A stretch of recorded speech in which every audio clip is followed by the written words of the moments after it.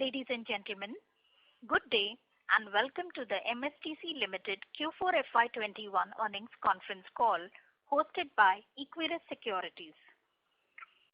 As a reminder, all participant lines will be in the listen-only mode, and there will be an opportunity for you to ask questions after the presentation concludes.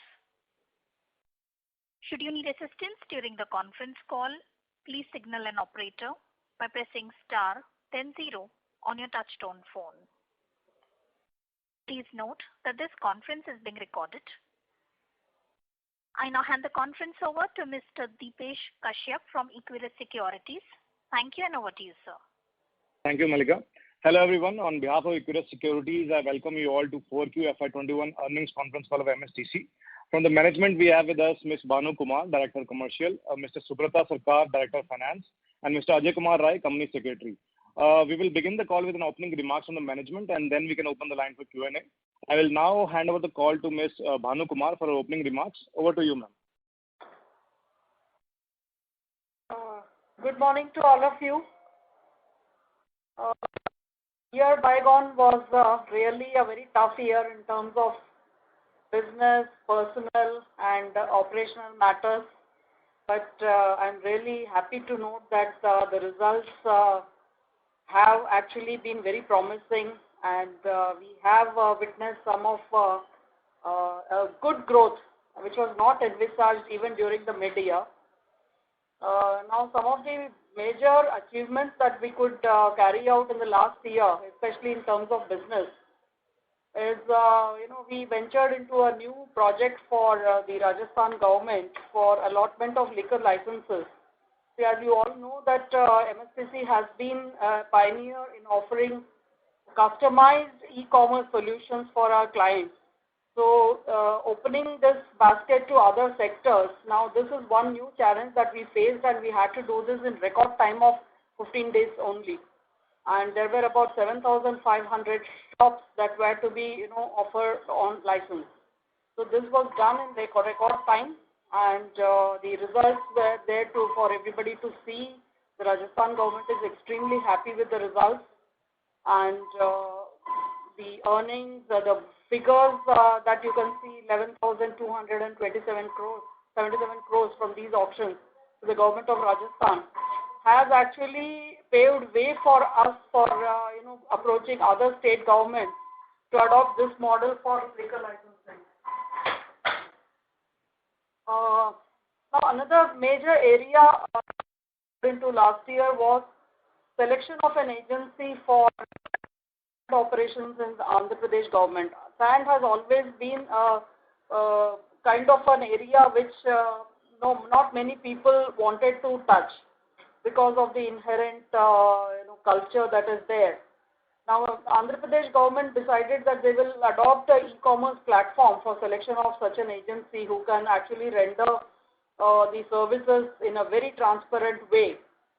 So MSTC was the obvious choice for this, and we again did an entire. Here, our role was not just limited to giving the platform services. We were more like a transaction advisor, right from the bid document to MOU to final agreement. Everything was done by MSTC, so that has actually given us a new hope that our role can be a little more than the normal e-commerce platform or software service provider role that we have been doing for such a long time. So this experience will definitely pave way for us for our future ventures in this area. Then, as you all know, the coal block, which was opened up for commercial mining, they have been put up for auctions. The second tranche was also conducted, and now there are about 67 mines that have been put up for auction in this year also, out of which the various stages are going on. Some are first level, e-tender process is there, and this is likely to be completed by about September or so. Then properties is another area where MSTC has brought in a very strong foothold. Last year, if I recall correctly, I had the IBA portal, where we have given a very robust integrated platform for sale of all the NPAs of all the nationalized banks, about 40 banks or so. And now this year, in fact, most of the volumes and e-commerce, the e-sale figures that you can see are basically from the sale of such properties. Though the performance in that sector is just, as expected, we are now in the process of taking it to the next level. And based on this success, we have also offered our services to, the custodian of any properties in India under the Ministry of Home Affairs. So they also have, and they have entrusted us this job. Apart from this, DIPAM is also in the process of selling a lot of properties of the PSUs and government sector, for which we are preparing another customized portal. And now, apart from that, you all know that the spectrum auctions were conducted in March, and it was done for the first time by MSTC. This was actually a major challenge in respect of software development, but to the satisfaction of all agencies, this was done in a very, very smooth manner, and it was lauded by all concerned, including DOT and the entire cabinet and the Government of India as a whole. Now, these were some of the few highlights that actually translated to such a good e-commerce performance. Trading, as we have been promising earlier also, we are tapering it down. So, some of the revenue degrowth that you can see is basically because we have taken a conscious decision of not doing much volumes in the trading segment because of our past experiences. Now, with these opening remarks, I'll hand over this to my colleague, Mr. Subrata Sarkar, Director Finance, to explain to you the financials, and thereafter we'll be ready to take your questions. Thank you.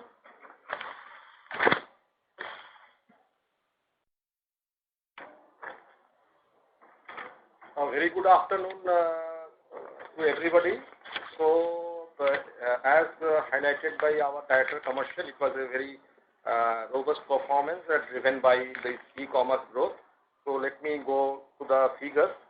So the company has crossed this volume of 1289.86 billion in terms of value of goods transacted through its marketing and e-commerce vertical, which is around 1.25% growth over the value of goods traded in the same period, that is financial year 20. Growth in the value of goods transacted through e-commerce vertical was higher by 2%. Revenue, so far revenue is concerned, consolidated revenues were 7804.66 million in FY21, vis-a-vis revenue of 12313.99 million in FY20, decline of 36.2, largely driven by the growth in the marketing business. PBT is around 1358.84 million in FY21, vis-a-vis INR 1667.43 in FY20. Now let us go to the detailed results. Standalone financials, FY 2021 versus FY 1920. Total revenue stood at this year 6391.33 million as compared to 8922.08. The breakup of which is marketing 4062.61 as compared to 6463.57 last year. E-commerce 2212.36 as compared to 2019.99 last year, and others 116.36 as compared to 438.52 last year. EBITDA pre-provisioning is 3739.17 as compared to 2303.72. Provisions and write-offs, last year it was 713.90, this year 2498.65. Profit before tax 1146.81, last year it was 1294.91, little down by only 11%. And PAT, it is 1010.70 as compared to 752.03, a growth of 34.40 as compared to last year. And naturally, earning per share is 14.36 as compared to 10.68, that is a growth of 34.50. And the cash profit 3534.17 as compared to 1486.28 of last year. And if we go to the segmental reporting of standalone, it is total revenue of 691.33 as compared to 8922.08, and the revenue of e-commerce is 221.33 2212.36 as compared to 2019.99. That is e-auction e-sales comes to 1952.50 as compared to 1660.83 last year. E-procurement 75.28 as compared to 170.60 last year. And other income remains almost on the same level, 188.53 184.58 as compared to 188.53 last year. In the revenue segment of marketing, it is down by 37% from 6463.57 to 4062.61, and the expenses are also down from 7627.17 to 5244.52. PBT comes to 1146.81 as compared to 1294.91, and PAT comes to 1010.70 as compared to 752.02 last year. And if we go to the consolidated financials, so it remains the total revenue is 9940.79 and as compared to 12959.98. Marketing is down by 37% from 6463.57 to 4062.61. E-commerce is higher from 2019.72 to 2212.16, and the scrap recovery and allied jobs. It is basically the segment of our 100% subsidiary company, Ferro Scrap Nigam Limited.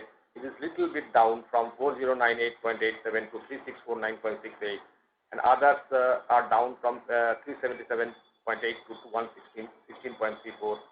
EBITDA is higher by 43% to 882.17 as to 4137.67. Of course, it is pre-provisioning. Provisioning and write-off 761, it is 2520.59 as compared to 761.35 last year. PBT on the consolidated basis is 1358.84 as compared to 1667.43, and profit after tax on the consolidated basis is 1129.59 as compared to 970.14 last year, and on the consolidated basis the EPS is 16.05 as compared to 13.78, and the cash profit is 36.95 as compared to 1897.64. And if we go to the summary financials, first to start with standalone. Revenue from operation is 4277.45 as compared to 8307.08. Other incomes are 2113.88 as compared to 615 last year. Expenses, purchases and other consumable stocks and spares, it is 1746.07 as compared to 5663.12 last year. Employee benefit 677.58 as compared to 711.54. Finance cost is 68.90 as compared to 274.56. Depreciation and amortization expenses, it is almost on the same level from 24.81 from 20.35. Provisions and write-off 2498.65 as compared to 713.90. Other expenses are 228.51 as compared to 243.70, and PBT is 1146.81 as compared to 1294.91, and after the tax is 1010.70 as compared to 752.03, and on the consolidated basis the revenue is 7804.66 as compared to 12313.99. Other incomes are 2136.13 as compared to 645.99. Purchases and etc. allied expenses are 2177.46 as compared to 6151.98. Employee benefit expenses are 1733.93 as compared to 1828.05. Finance cost down from 287.22 to 71.46. Depreciation amortization expenses are down from up from 166.15 to 186.78. Provisions and write-off 2520.59 and 76 as compared to 761.35 last year. Other expenses are 1883.13 as compared to 2070.86 last year. And PBT on the consolidated basis is 1358.84 as compared to 1667.43, and PAT is 1.29.59 as compared to 970.14 last year. And if we go to the consolidated asset basis, total assets are 224,477.61 as compared to 22011.50, and total liabilities on the same side. And the total equity on the consolidated basis has come up from 4755 come up to 5579.53 as compared to 4739.22 on the last year. This is all from our side. Thank you very much. Thank you very much. We will now begin the question and answer session. Anyone who wishes to ask a question may press star and 1 on the touchtone telephone. If you wish to remove yourself from the question queue, you may press star and 2. Participants are requested to use handsets while asking a question. Ladies and gentlemen, we will wait for a moment while the question queue assembles.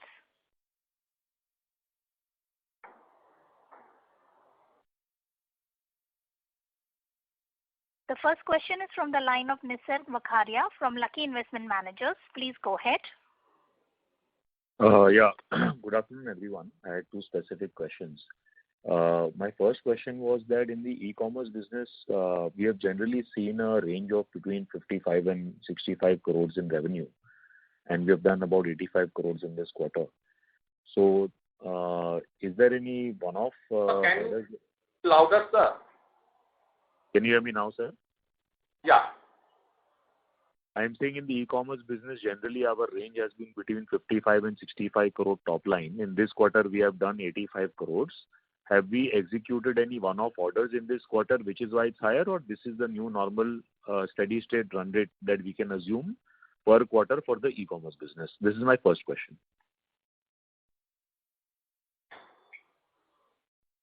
Do I answer this, or do you have other questions? No, ma'am, you can answer this, then I'll come to my next question. Okay.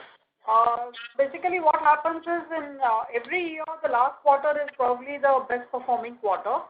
This Right. year, also, the same trend has happened.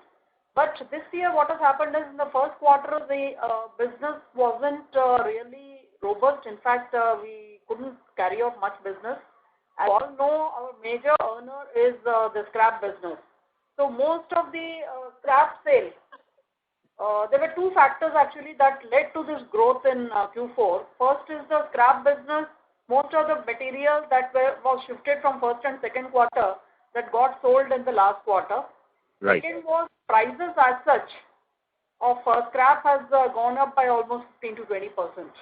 So our revenue model is more on a percentage basis. So when the scrap prices are high, then the revenue is also better. Got it. Okay, great. Second question was that in this quarter, we have seen a 200 crore rupees provision, and we have seen a 200 crore rupees write back. Yeah. So can you please enlighten us more on that? Mr. Subroto will just tell you. Sir, the basic point is like that. In this we had written off 180 crores of provision that were made earlier. So it was a both-way book entry. Just to one is the bad debt written off, and another is the provision no longer required written back. So it has got no effect so on the overall profitability of the company. It's 180 crore is around the bad debt that we have written off. So both in the income side and in the expenses side, both ways it is appearing. It has got no. Again, I repeat, it has got no bearing so far in the directly on the profit of the company. Okay. Now, safe to assume, sir, that this is the last year of seeing these provisions and write-backs and all those things, and from next year it will be a pure e-commerce driven company? Basically, what we used to tell from the right to one, around, if you can recall, you used to tell that it is around 120 plus, 130 plus of our sticky data trade receivables in the cash and carry segment. You can recall the earlier transcript call of. Yes. Yes. Gradually, we have got a provisioning policy in our place. We are realizing little bit of money out of that also, that segment also. But for the conservative approach, we are making certain provisions also. So, what we can say that around 47 to 48 crores of another that balance of that risky segment is lying still in Right. this our trade receivable part.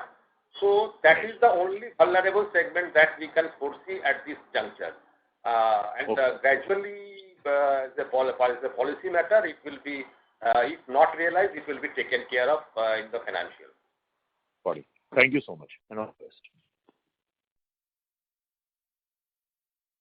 Thank you. The next question is from the line of Dikshit Doshi from Whitestone Financial Services. Please go ahead. Yeah, thanks for the opportunity. Just continue with the first question, the previous participant.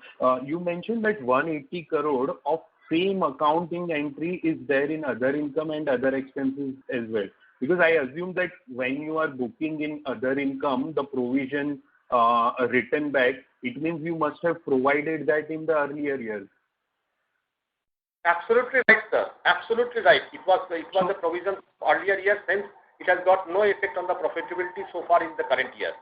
Yeah. So that 180 crore in the other income is the provision write back which we must have provided in the earlier year. And then this 215 crore of provisions in other expenses, then that must be the new provisions, right?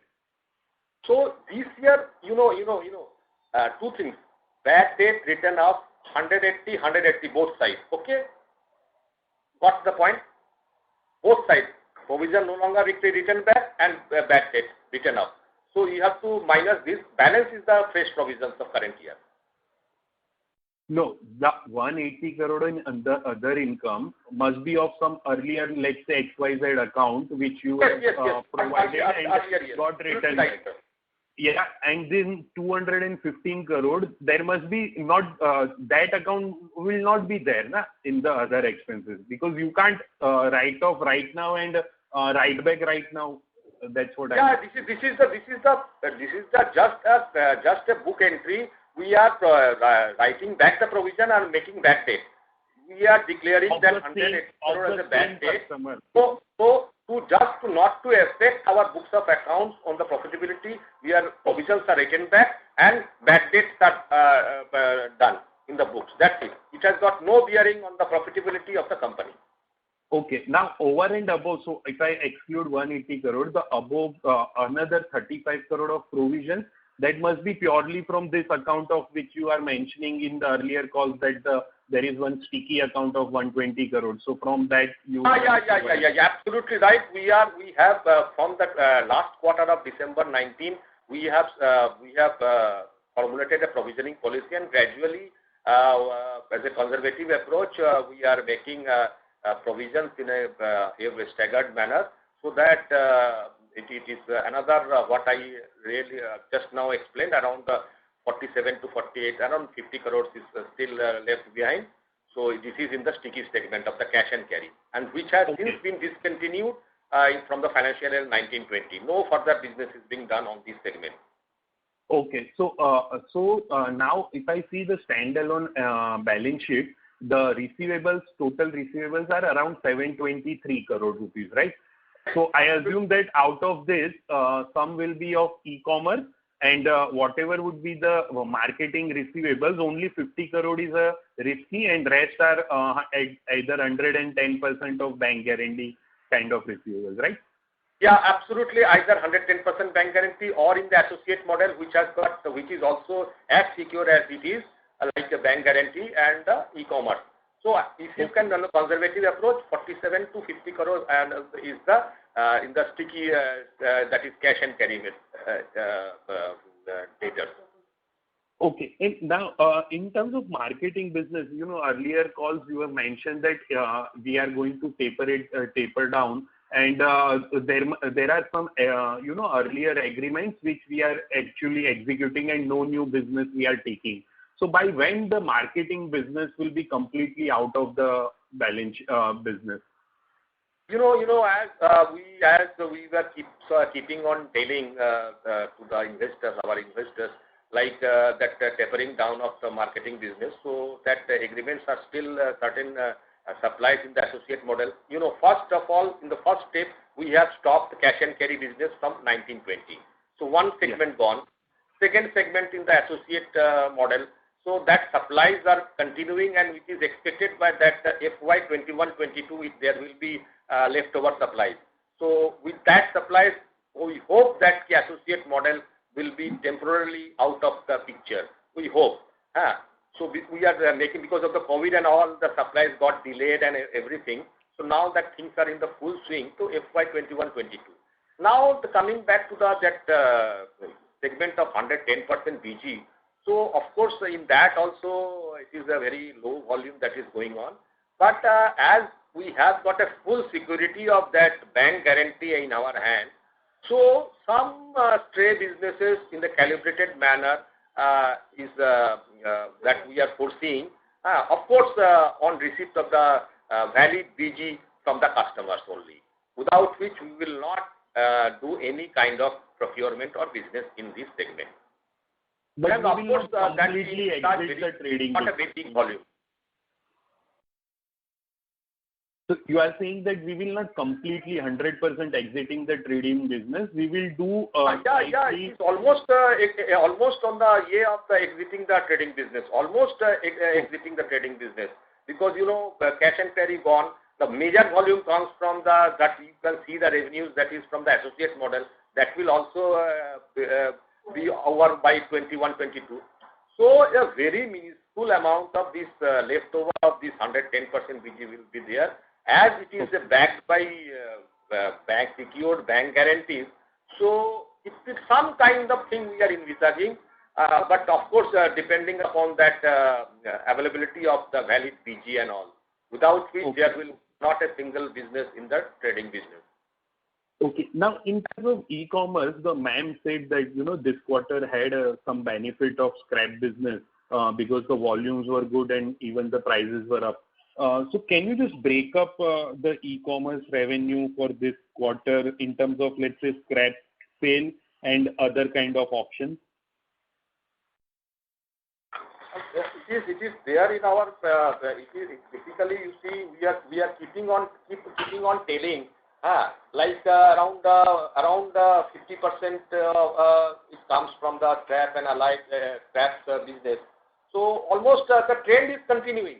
Trend has nothing. The trend and the mix, product mix, almost remaining the same as in the earlier years. That is continuing. And it's even in the Q4 that we are getting from a particular customer, it might be a scrap and it might be some kind of e-sale also from that particular customer. So it's a composite type of revenue. But on a conservative estimate, on a just thumb rule, that we can say that around 50% of our e-commerce business is from that scrap segment.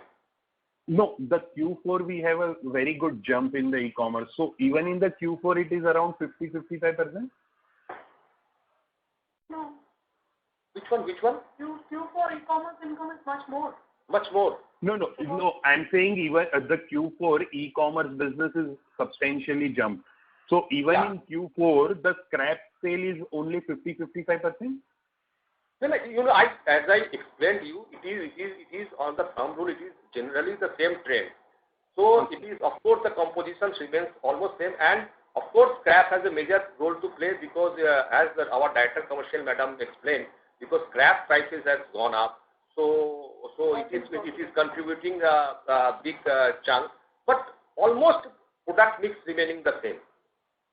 Okay. And one last question from my side. So, in last con call, you have mentioned that, we are planning to start iron ore auction for JSW Steel.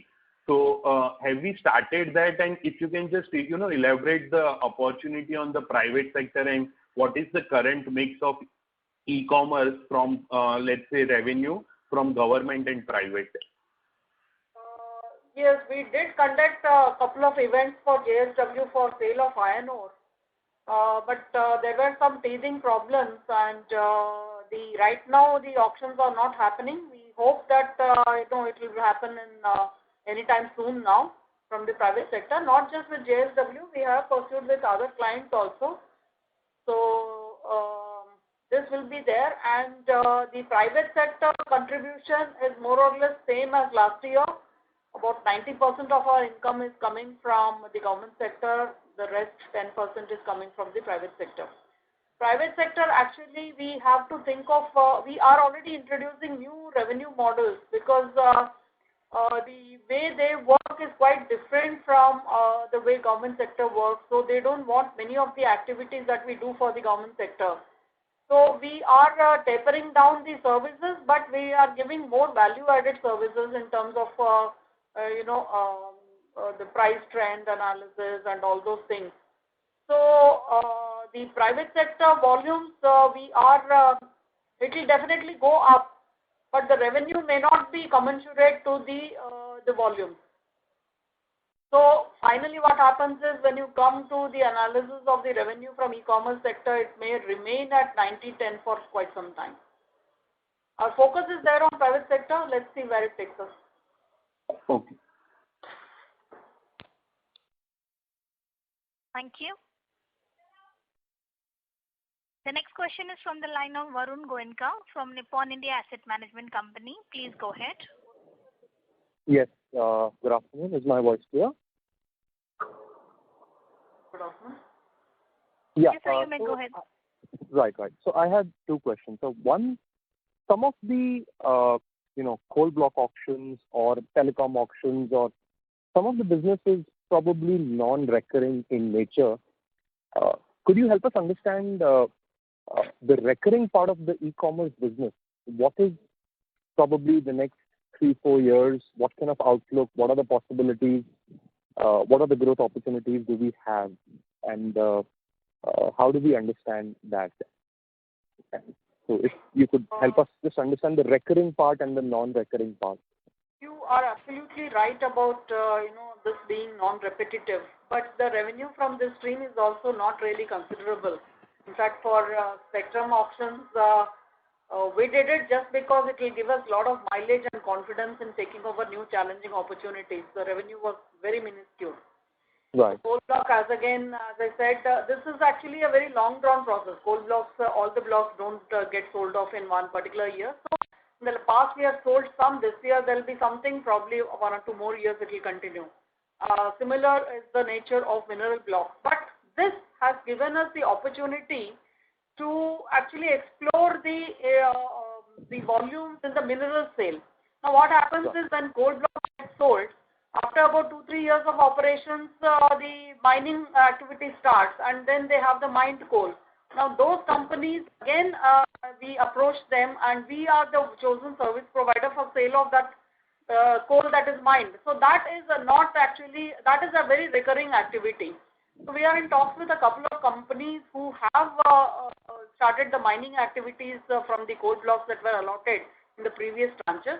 Similar is the case with minerals also. So some of the iron ore that I was talking about, not just JSW, other companies also, the blocks that they have got in the previous year, once they start the mining activities, then we are the chosen service provider for sale of such minerals, coal, all kinds of produce that's coming out. So that gives us an opportunity. So we should not be thinking that this is not repetitive. So maybe after a couple of years, the revenues may not be coming from this sector, but it is giving us new opportunities in that sector. Right. And about the recurring part, how do we understand that? How do we grow that? E-sale part, actually, if you see the lot of minerals, coal, iron ore that we are selling, these are recurring and these have been with us for more than a decade now. And the volumes have just been ever increasing in that segment. So that is recurring. So the scrap business is recurring. The e-sale business is recurring.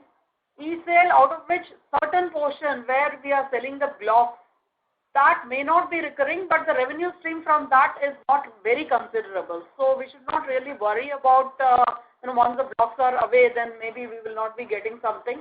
As I said in my opening statement, we talked of liquor licenses. So that's a new opportunity that we got. And this happens every year. One tranche of events happens every year in one state itself. If we could get this kind of appreciation, then we have so many states. So we are going to expand in that sector also. So if you actually see, one is growth as such in the recurring sector.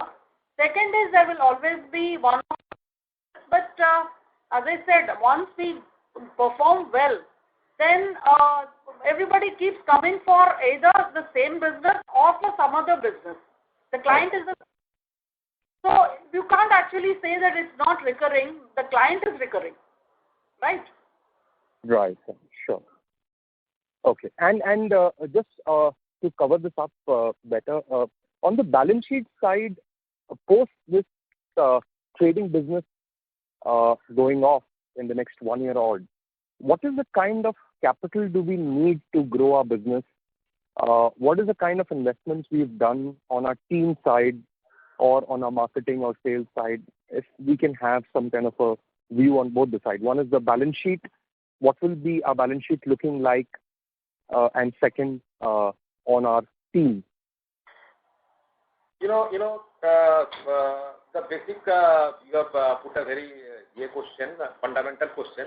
Going by the trend that we are now moving towards, so balance sheet will be little bit trimmer because, you will have a thin amount of very, very slim these trade receivables. And so far there will be, of course, payables will be also going down.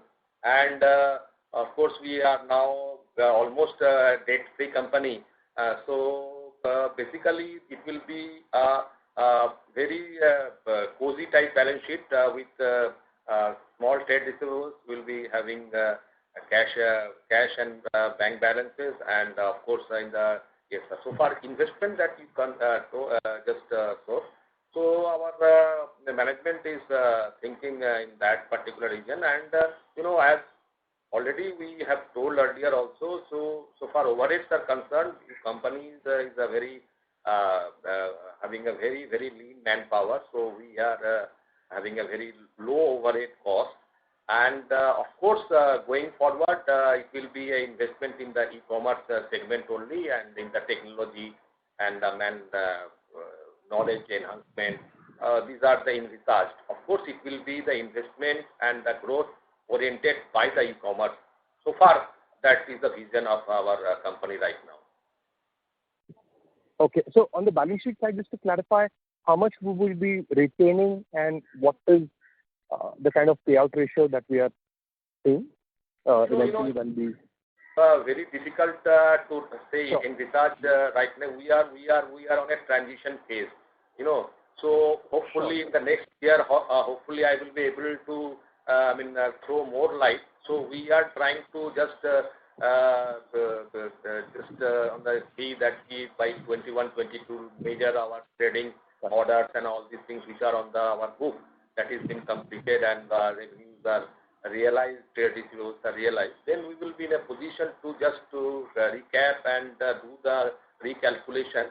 So hopefully by 22 we will be in a position to show some kind of thing that how the balance sheet will future balance sheet will be looking like. But of course it will be the philosophy that like that it will be e-commerce oriented growth and e-commerce oriented balance sheet. Absolutely. Thank you. Thank you so much. I'll come back in the queue for more.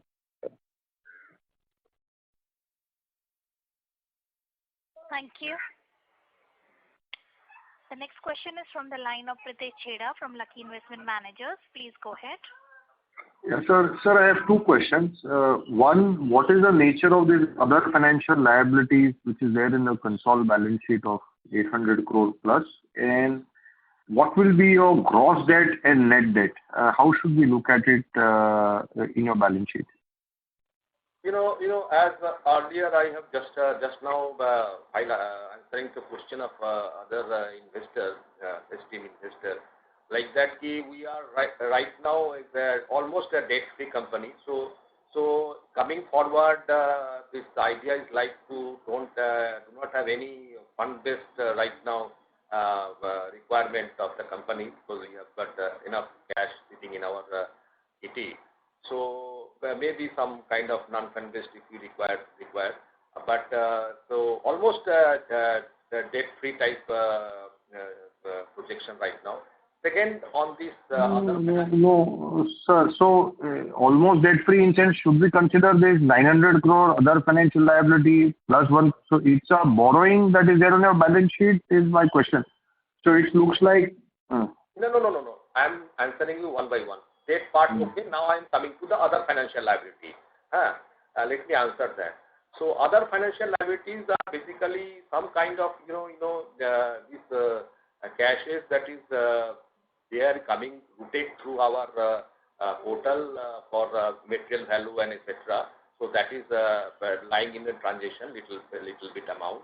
So it will almost looking like it will keep on fluctuating on year-to-year basis, and the model that we are following.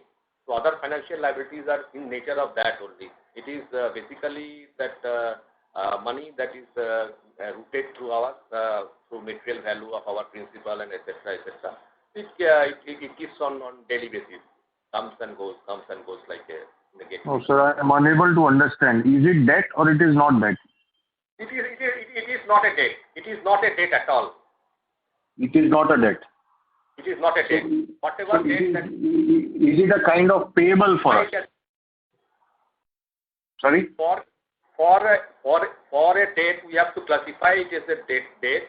We have to classify it as a borrowing. It is not a debt at all. It is a financial liability. That means some kind of money, some material value that is passed through our portal that is lying on the any closing date. That is lying there only. Okay. And what is the gross? Again, it is not a borrowing. It is very specific, not a borrowing. Okay. And so your gross debt in your balance sheet is about 150 crores is what I see at the end of March 21, right? Yes. And your cash is 750 crores. Yeah. Okay. My second question is, sir, we would have started gaining from the scrap recovery prices in our top line numbers. So is it fair to assume that until the scrap recovery prices sustained at a higher level, what we delivered as e-com revenues in Q4 are basically sustainable numbers? Because if half of your revenue is scrap, and if scrap is up 20%, automatically, or 25%, whatever be the number, automatically you start into a revenue growth mode. Is that assumption correct? Basically, let me explain you in a very lucid manner. This mathematics, basically scrap market still in India, still it is not that organized, still it is in that state. It does not work in that mathematical model in the right way. The prices going up, that has to be some disposable scrap at their scrap yard also. So Q4 growth was basically driven by two factors. One was the price. Second, there was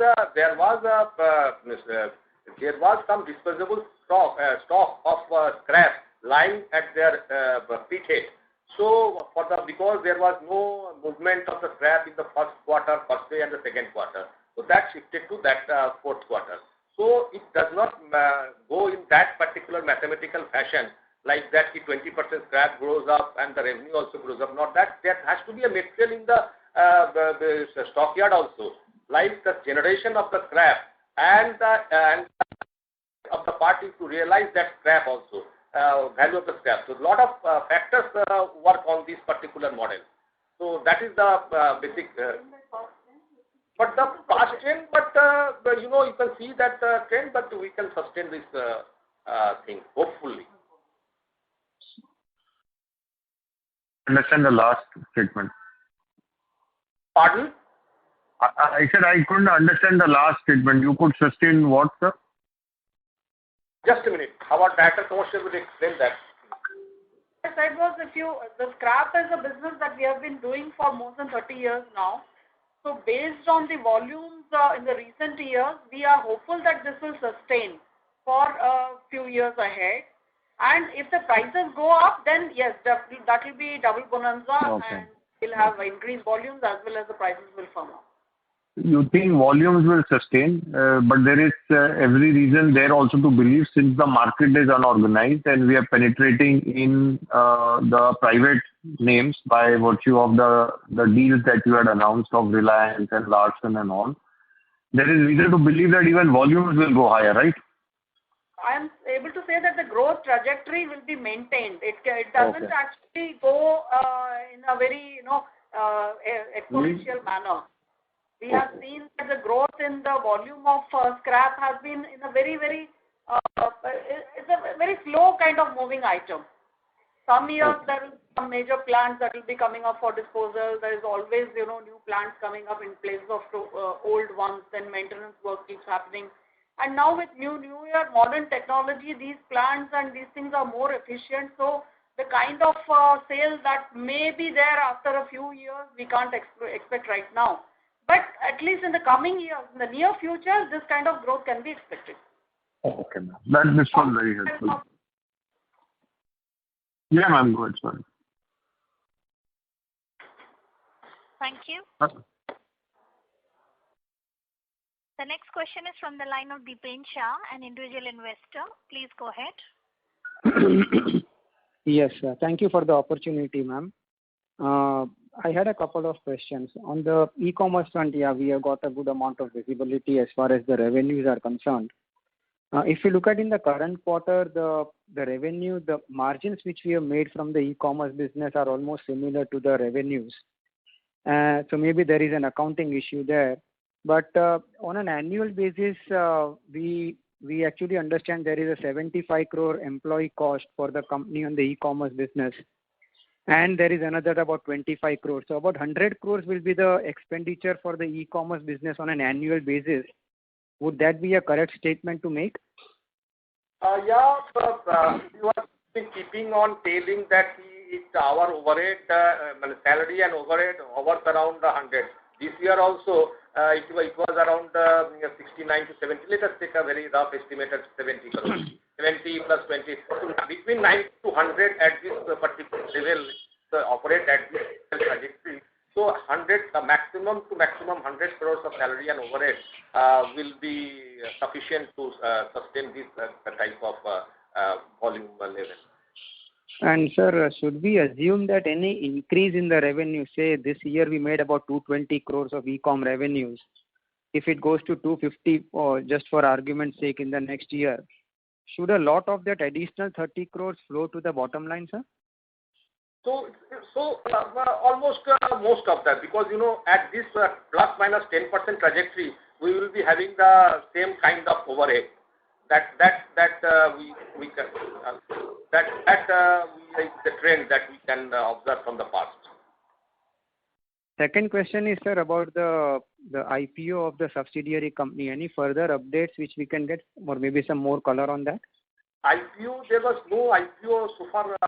Yes, that there was no IPO planned for this our 100% subsidiary company, Ferroscrap Nigam Limited. We can, of course, there was a plan for yes. So as and when that the developments will be there, it will be in the public domain, and of course the basic thing is like that. It is as per the policy of Government of India. So whenever they will decide, and it is being dealt by DIPAM, Department of Investment and Public Asset Management, whenever they will decide and whatever they decide, it will be available in the public domain, and you will be suitably informed from that public domain only what is going to happen. So it is solely and wholly the policy of Government of India what will happen to that company. Sure, sir. Yeah, thank you very much and all the best, sir. Thank you. Thank you. The next question is from the line of Rikin Gopani from Capricorn Research. Please go ahead. Hi, sir. Thank you so much for the opportunity. I just had one question, which was a clarification to the comment about the e-commerce business.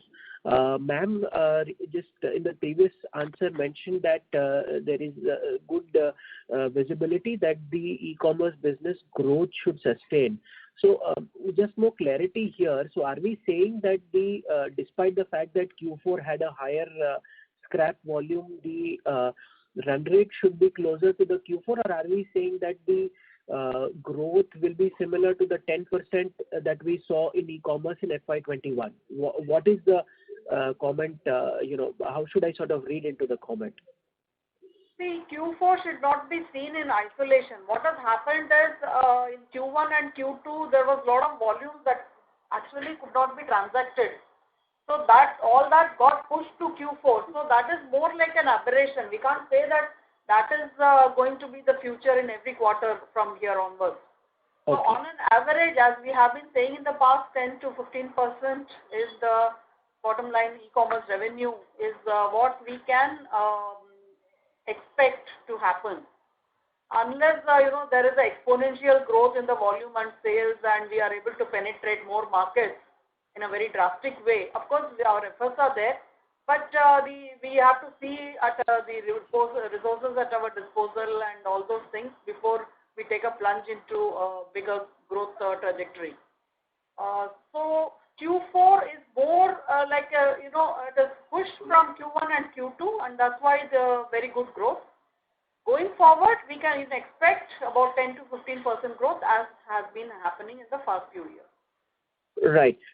Just one follow-up to that is, given the fact that in FY21 the base got impacted because the first half was relatively weak, will the growth rate therefore be relatively better in FY22 given the low base?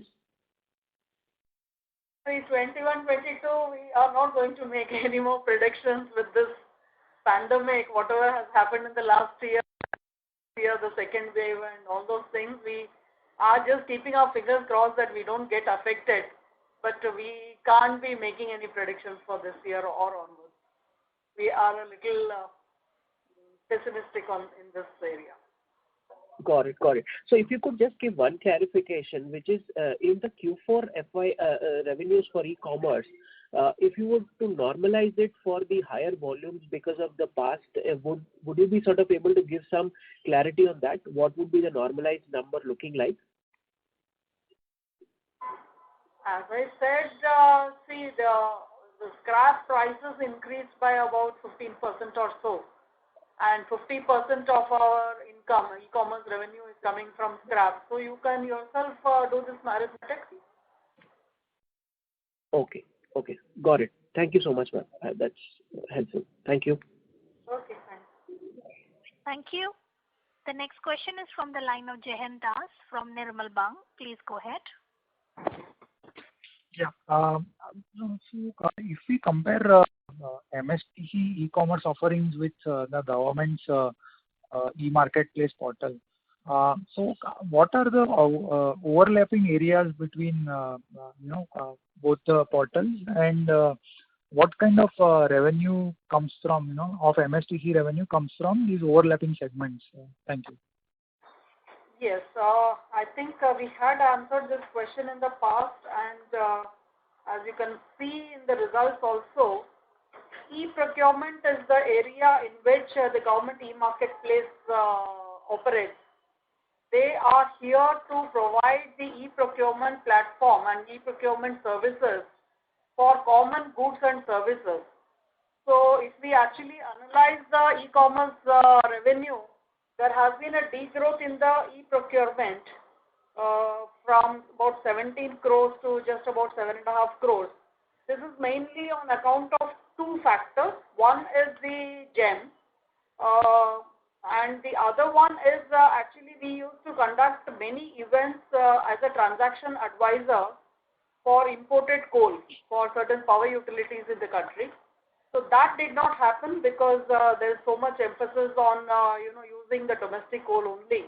So the import of coal was considerably reduced last year, and such events didn't happen. So in the e-procurement segment, this is so basically the degrowth in e-procurement is mainly because of GEM as well as the slide in business of imported coal. Government e-marketplace is, yes, definitely a threat as far as the common goods and services are concerned. But as I've been saying in the past, MSTC operates in a very niche area, and a portal may not be able to cater to the requirements of all the buying requirements of all the government organizations and, of course, even the private sector. So that is where we come into picture. We offer customized solutions. So there is a threat from GEM, especially in the e-procurement segment. But we are taking up this challenge through our different offerings to our clients. So, you said that the e-procurement revenues have come down to less than 10 crores. So, going forward, that shouldn't be a big threat, right? Yeah, but GEM is a threat because the government has been pushing for usage of that portal, and obviously many of our clients for the common goods and services have already migrated or in the process of migration. So there can be a little reduction further in the e-procurement segment because of the migration to GEM. But we expect to compensate that by giving customized solutions and other offerings to our clients. So, your question was which sector GEM is a threat. So I would like to clear here that it is basically operating in the e-procurement sector. Okay, and ma'am, these other segments where we are dominant of scrap metal and coal, iron ore, those should not have any impact. No, as far as scrap is concerned, see, we have about 30-40 years of experience. The kind of services that we offer is unmatched, and that is why a lot of our private sector clients they have also have given the trust, and they have given us the work for scrap disposal. So that gives us some confidence in scrap segment. But for others, as I said, our e-commerce trajectory, our e-commerce performance has been quite good, and we hope that it will continue at least in the short term. Right. Okay. Thank you, ma'am. Thank you. The next question is from the line of Ashish Kacholia from Lucky Investments. Please go ahead. Yeah, ma'am, would you like to share with us your progress on the automotive scrapping joint venture? Which joint venture? Scrapping. The scrapping, the one with the Mahindras. Yeah, that is, you can see from our financials also that we have now reduced the losses of that joint venture. It is working. It has got already 3 scrapping centers, one at Greater Noida, second at Chennai, third at Pune, and it is coming up with more scrapping centers. We are just waiting for that broader rules and guidelines from Government of India. Already there is a push for establishment of the scrapping center, so we are ready for that, absolutely ready for that challenge. And as soon as that the broader guidelines are there, we will be seen, we will be visible, quite visible, and we will be the front runners in this particular segment. And of course, we will have the first movers advantage in this segment. Thank you very much.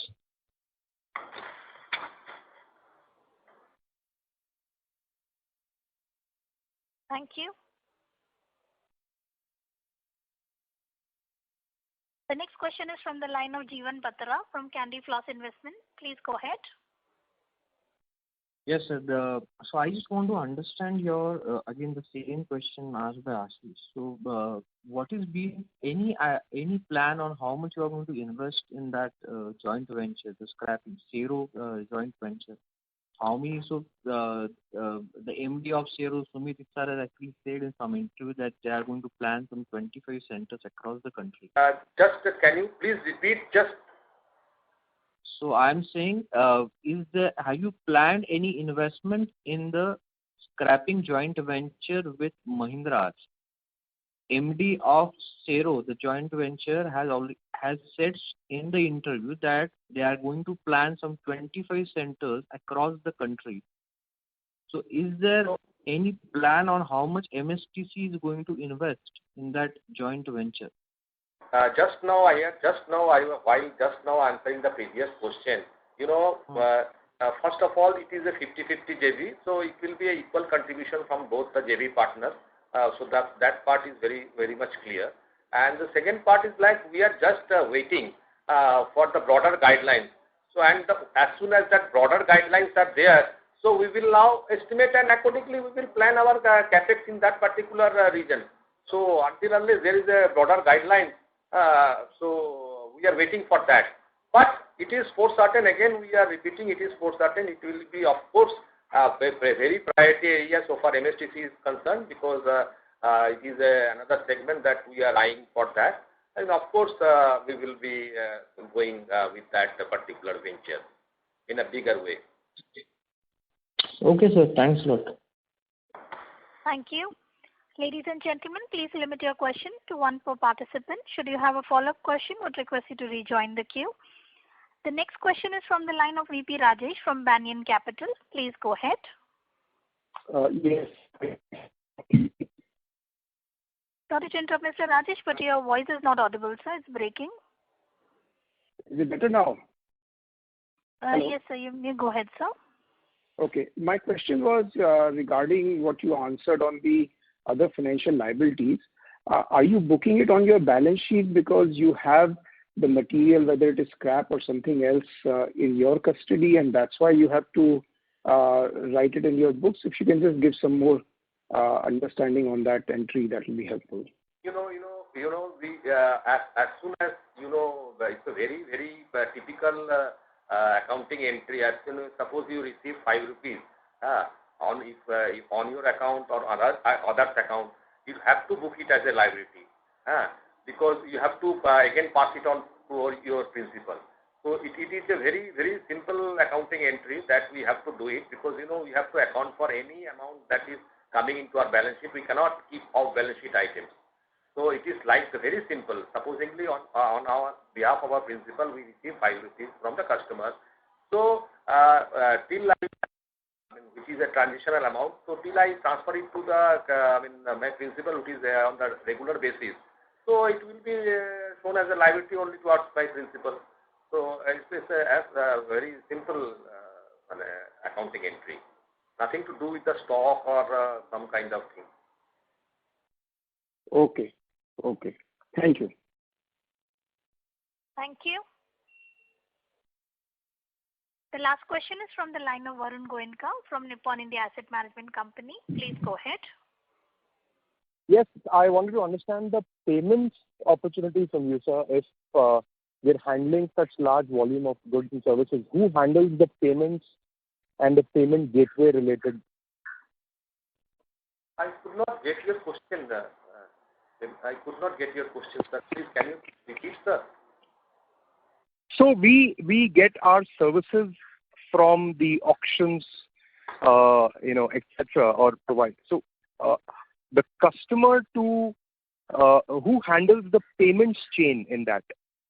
If a customer is making the payment for purchase or service, who handles the payment gateway and the payments for that?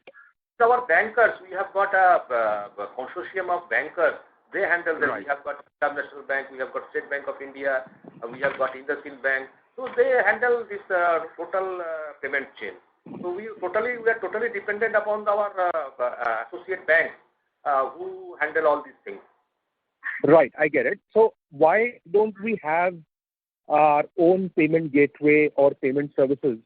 So it's a very regulatory thing. It's a very regulatory thing. It involves a lot of guidelines and RBIs and all stipulations. So it is a matter of policy decision. So it has to be decided by Government of India. It's a Government of India company. So it is decided by the government only. So as of now, the situation is like that. We depend upon the RBI scheduled banks and the bankers are handling it in a very efficient manner. Right. And just about on the services side, since we keep saying e-commerce company, are we going behind any kind of government services like e-procurement, like you're saying, is growing and the government is focused on growing that? But beyond scrappage, mining, are we going behind any kind of a services opportunity, either government or private? Repeat your question. Your voice is breaking. Are you talking about handling the volumes in various sectors? I'm so sorry. There's a lot of breeze around. What I meant to ask was, since we're handling a lot of metals, mining, scrappage related, are we going behind any kind of services opportunity? What we are opting is actually services only. Are you actually asking about the other allied services in these sectors? Yeah, but I'm saying beyond the industrial or mining sectors, and beyond one-time opportunities like telecom auctions, are we are we really addressing any kind of a services opportunity, which could be related to marketplace or payments or any kind of consumer services? So you're basically talking of value-added services apart from the e-commerce services, platform services that we are providing. So in this direction, actually, we had been talking in the past also that, we have our eye on agro sector and expansion of our presence there. So towards this end, we have, associated with certain logistics partners. But then as, the penetration has to be very, very high. We need a lot of associates and other, peripheral activities to be carried out. So it is a very promising area, but then it is not so easy. You can't expect into these area overnight. So it's a very slow process, and we are in this process of associating with various logistic service providers, last mile connectivities, and handling of packaging, and all those things are there for B2C customers. We had said in the past that we are also addressing the B2C customers because our presence more or less has been in B2B so far, B2B and G2B. Right. Okay, thank you. Yeah. Thank you. I would now like to hand the conference over to the management for closing comments. So I thank all the investors who were on call today and with whom we have interacted in the past. The kind of confidence, the kind of questions that they had been asking actually, gives us insights into what can be done, what is our role, and what is expected of us. So I'm really happy that people have been following us so closely, and we are just hoping that this pandemic thing is over and we are back to business full-fledged, and we are able to, repeat the performances that we have shown in 2021 and in probably much better way. And with that, I really thank Equirus as well as all the investors for joining this call. Have a nice day. Thank you. On behalf of Equirus Securities, that concludes this conference. Thank you for joining us, and you may now disconnect your lines. Thank you.